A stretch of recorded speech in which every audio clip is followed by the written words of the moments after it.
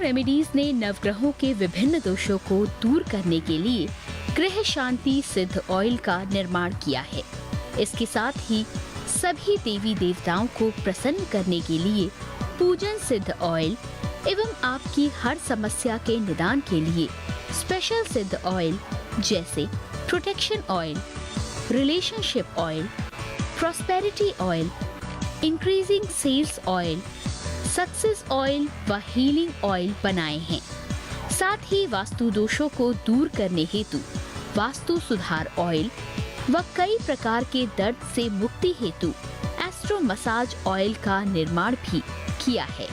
इन्हें मंगवाने के लिए इन नंबरों पर संपर्क करें 01145644139, 01145644140, 01145644141, 01145644142, 09811558158, 09910296999, 0921225996, 092784271313, 09868065666 और 09910355356। हमारा पता है भविष्य केंद्र A5/10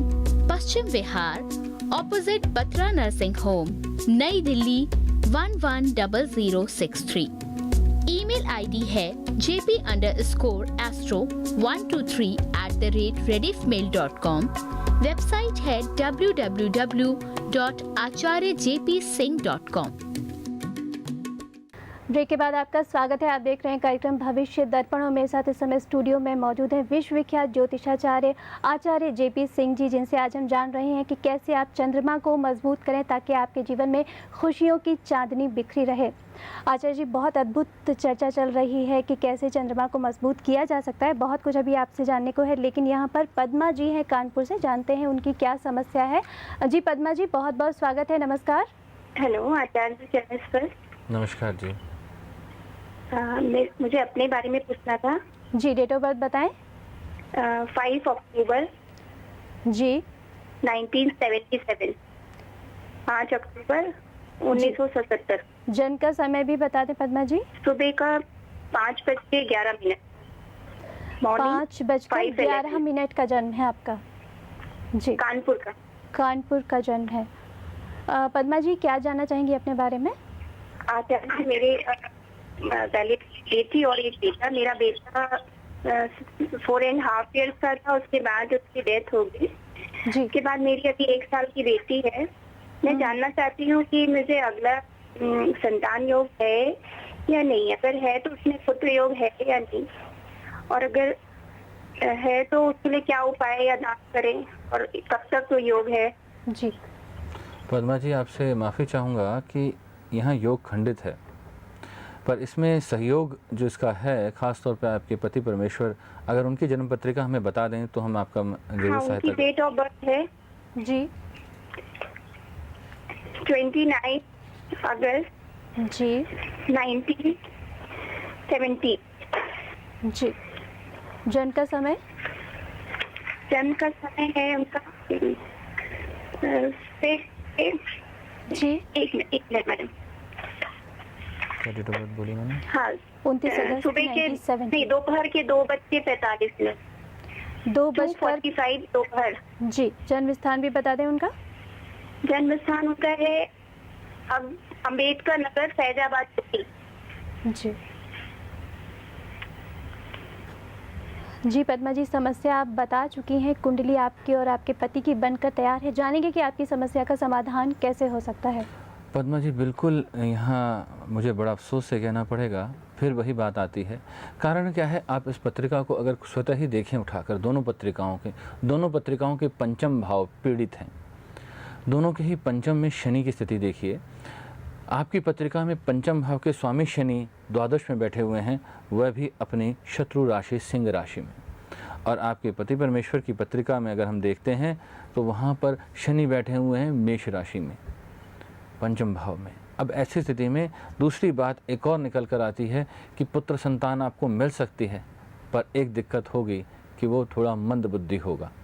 अगर इससे आप समझौता कर सकते हैं तो ये ज़रूर मिल सकती है, पर एक चीज़ ध्यान रखिए, प्रकृति के आदेशानुसार हमें चलना चाहिए। अगर हम उसके विपरीत चलेंगे तो निश्चित तौर पर हमें समस्याओं का सामना करना पड़ेगा। फिर भी आशावादी होते हुए हम एक बात ज़रूर कहेंगे कि आप उपाय करिए, अगर प्रभु इच्छा हुई तो निश्चित तौर पर आपको लाभ मिलेगा। क्योंकि यहाँ पर एक चीज़ छोटी सी मुझे समझ में आ जाती है कि यहाँ पत्रिका में दोनों के ही पंचम पीड़ित हैं। क्योंकि मैं आपको झूठ बोलूँ, दिलासा दूँ, ये मेरा बिल्कुल ऐसा कर्म नहीं है। जो सच्चाई है वो आपके सम्मुख रख दी है।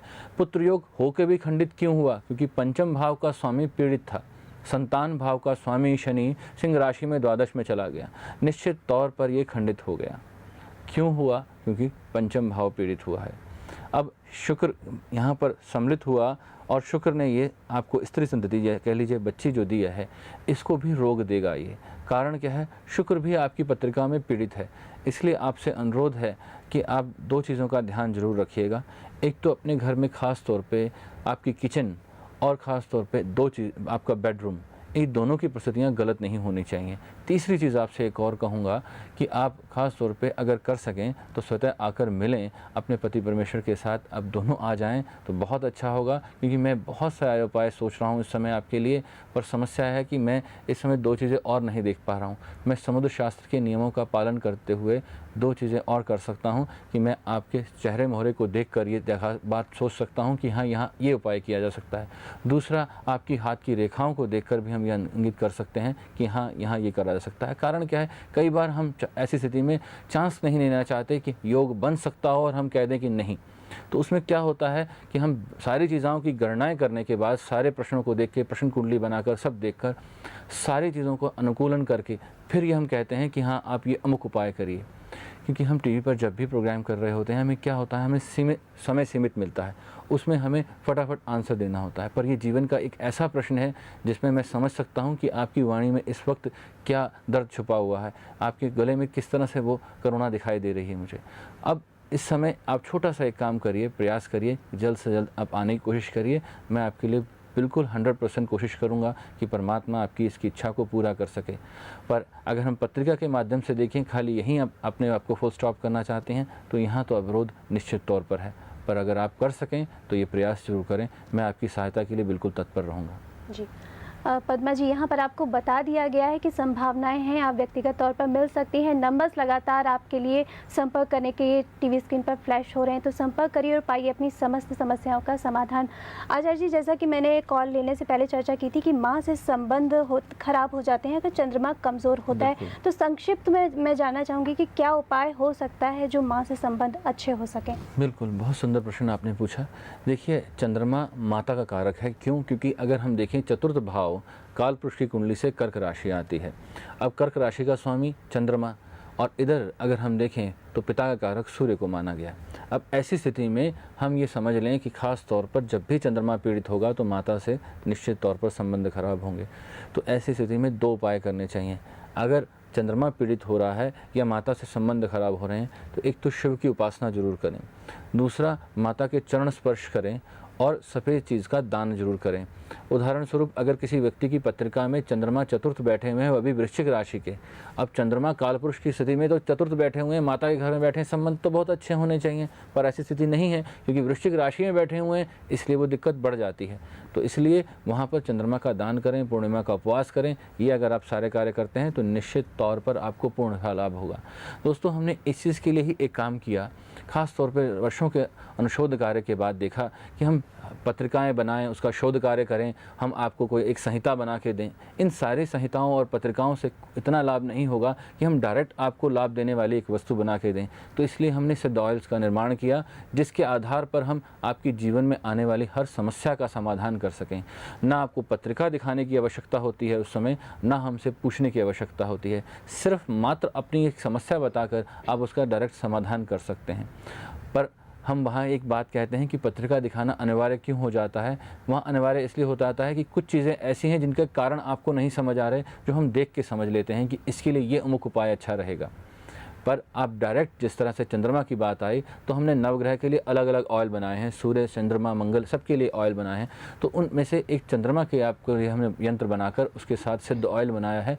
अगर आप उसका पूजन करते हैं, ये ऑयल क्यों बनाया गया है? खाली ये कोई इस तरह जोत जलाने के लिए तेल नहीं है, ये उन जड़ी बूटियों के मिश्रण से बना हुआ तेल है जिनके द्वारा आप चंद्रमा का हवन करते हैं, आवाहन करते हैं और उससे आप चंद्रमा को प्रसन्न कर सकते हैं। उसी के लिए हमने वहाँ पर संक्षिप्त रूप में वहाँ वो ऑयल बनाकर आपको दिया, ताकि आप उसका पूर्ण लाभ ले सकें और जीवन में आने वाली हर समस्या का समाधान कर सकें।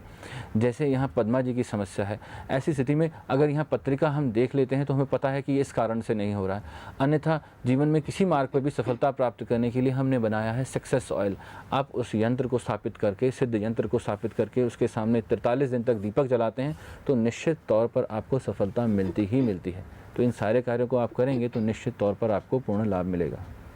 तो दर्शकों, यहाँ पर आपकी समस्याओं का समाधान भी हो चुका है और साथ साथ आपको ये भी बता दिया गया है कि सिद्ध ऑयल्स मंगाकर आप अपने जीवन से समस्याओं का निदान कर सकते हैं। तो नंबर्स लगातार आपकी टीवी स्क्रीन पर फ्लैश हो रहे हैं, लेकिन आज के कार्यक्रम का समय समाप्त हो चला है। तो आचार्य जी कल भी हमारे साथ होंगे। कार्यक्रम देखना और लाभ लेना बिल्कुल मत भूलिएगा।